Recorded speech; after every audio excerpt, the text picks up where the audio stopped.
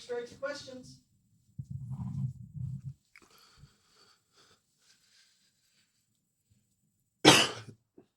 Bob, go ahead and start us off. Okay. I appreciate it. Hey man, how's it going? Hey, I know you guys get everybody's best shot and you always pack the arenas on the road, but wondering if you've watched some Arkansas's game like against Auburn and Tennessee, they had pretty rabid crowds. Kind of what do you guys expect and and I guess are you guys pretty used to that on the road now? I'd say we're pretty accustomed to it at this point on the road. Um, that's been the story of Kentucky basketball traveling in the SEC for years now. So we got a glimpse of the Auburn game, and we've seen some tape on them, and we expect it to be an electric environment and a sold out crowd with a ton of students and a lot of enthusiasm. So the good thing is we're prepared for that. We've faced that. And we've got some good experience with that. So we're looking forward to the challenge, I'd say. Thank you. Sure. John Hale? Kellan, whenever Sabir and Tai do come back, what did you guys learn the last two games that can help you when you are full strength?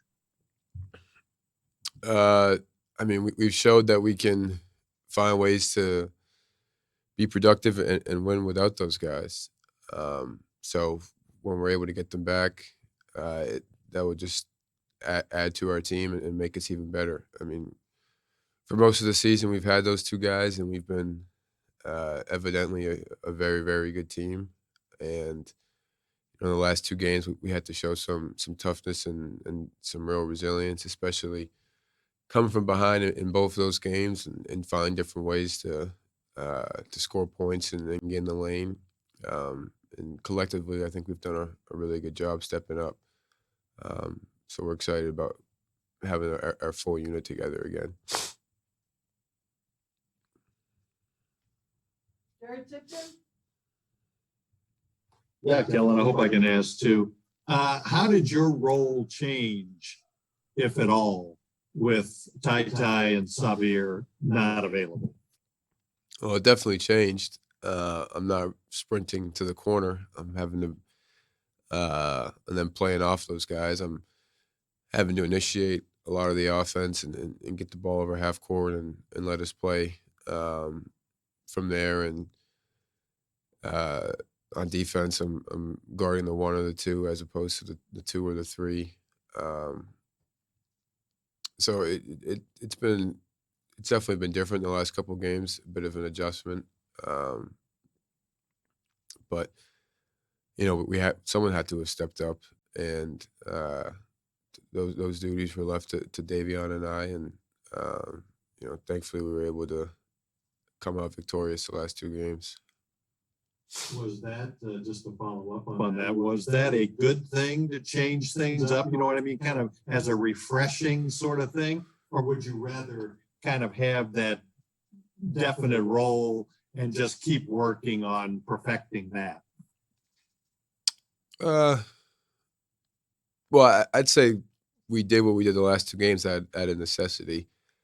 I think it's pretty clear when those two are playing that I will not be playing point guard. And I mean, there's perks to both sides. I was able to get in the paint a little more and throw some lobs, get to my floaters and get all the way to the rim sometimes, which is something I don't necessarily do as much when those two are in the game. But like I said, I think that it was out of necessity the last couple of games. And when we get our full team back and I'm playing my role and perhaps with a couple more drives per game, just getting that experience the last couple of games and getting in the paint, I think can only help us. But I like my role. Daryl Bird.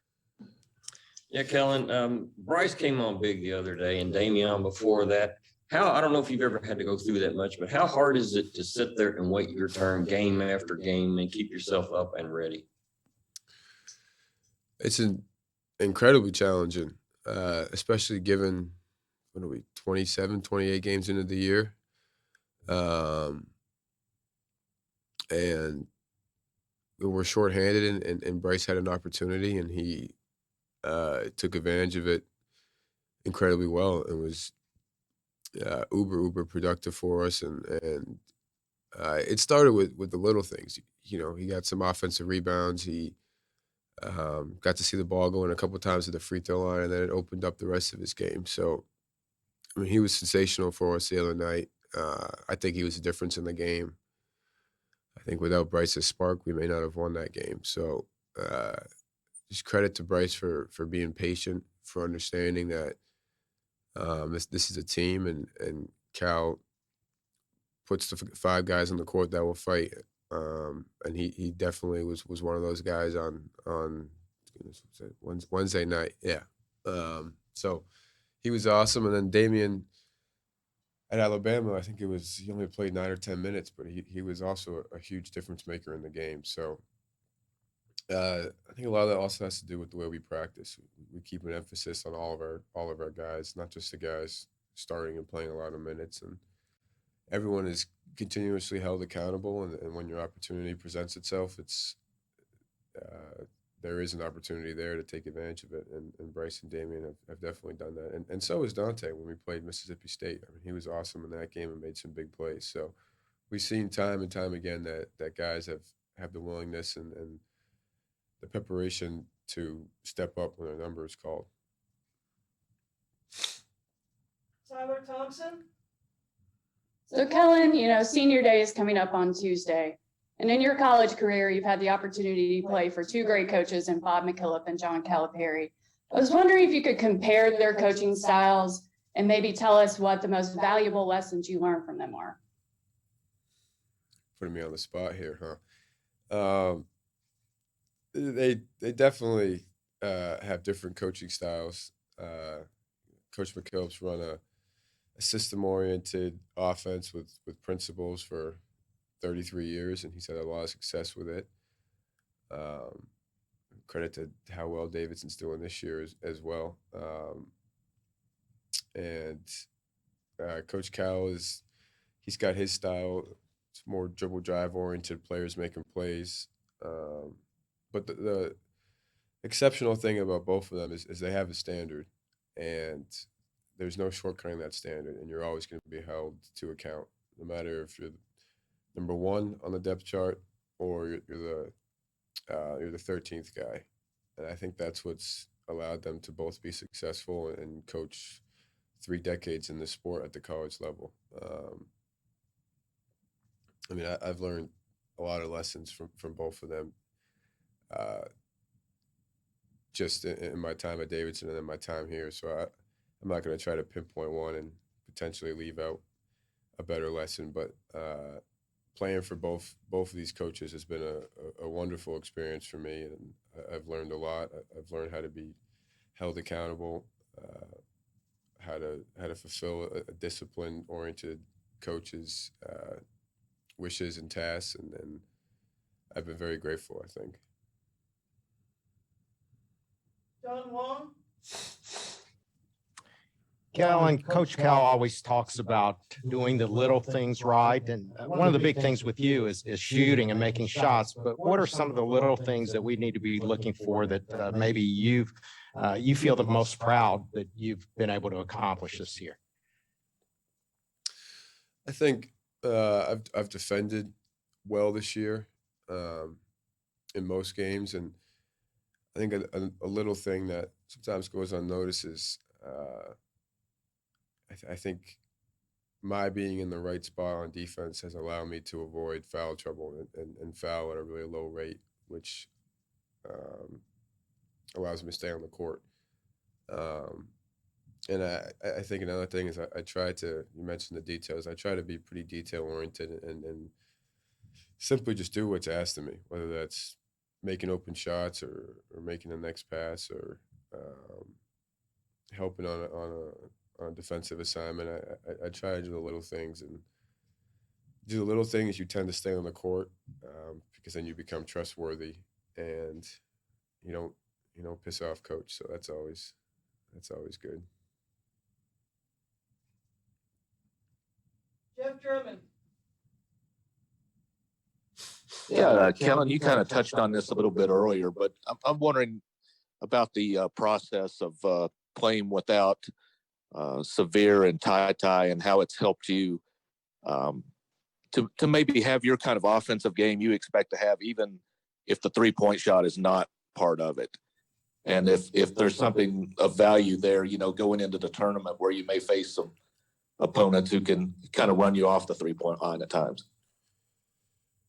Yeah, well, without Xavier and Tata in the game, it puts pressure on us as guards someone's got to make plays and someone's got to get in the paint or someone's got to start the dribble drive by making the right pass to allow the next guy to drive. And LSU I've said a couple of times now, LSU did a really good job, I thought, of limiting my 3-point looks and running me off the line. But when the ball's in your hands more, that gives you opportunities to either let them work harder than you and keep you from getting shots off, or take advantage of those and drive those hard closeouts and get in the paint and shoot some floaters, throw some lobs, or get all the way to the rim. So just the opportunity and having the ball more, I think provided those opportunities and kept me from kept an off shooting night from allowing me to kind of just get lost in the game. So again, it's been at a necessity, and we've had to step up. So 3 more, Christos, John, and Jerry, and then we need to get Cal in here. Hey, Kellan, hope you're doing well. If you compare yourself from the beginning of the season until now, what did you see as the biggest growth on your game, and how this process and to be in crunch time, to take more responsibilities, help you to get a winning mentality as a player? I'd say the nickname I earned about a couple of weeks ago, Steady Eddie, has been my biggest, I guess, improvement. Is I think for the most part, you know what you're going to get from me, and I've been relatively consistent. Where I think in non-conference in November, December, it was a little up in the air, and I think that's allowed us to be a better team, and it's given me the confidence to go out and play my role every day and just do what I can to help us win. John, go ahead. Well, and obviously you've got another game before then, but can you just compare a little bit the emotions of going through a senior day at Davidson after 4 years versus going through one here after 1 year? It's obviously a different situation, but something we're seeing more of in this age of the transfer portal. Yeah, my second senior night. How about that? There's obviously a huge difference, and you go through 4 years at a college and different rosters, you've played multiple, you go through multiple senior nights. You have different senior leaders for 3 out of your 4 years at a school where you're at for 4 years, like I did at Davidson. We had a couple 21 seasons. We had one just over 500. We had a season plagued by a pandemic, and we went through a lot as a group at Davidson, and so there's a little bit of a different level of appreciation just because you have 4 years of experience and you've played with multiple teammates, some new assistants, etc. But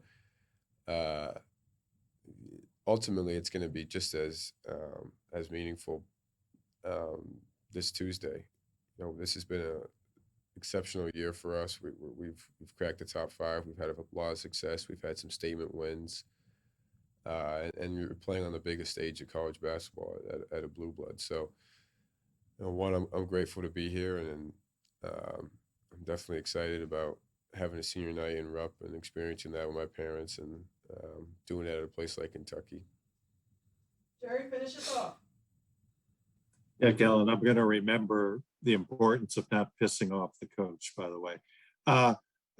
Arkansas's big guy has a knack for taking charges. How does that play on the players' minds and the planning for the game? Well, the good thing about us is we shoot a lot of floaters, and Um, you know, frankly, now if I really think about it, how many charges have been called against us this year? I think very, very few.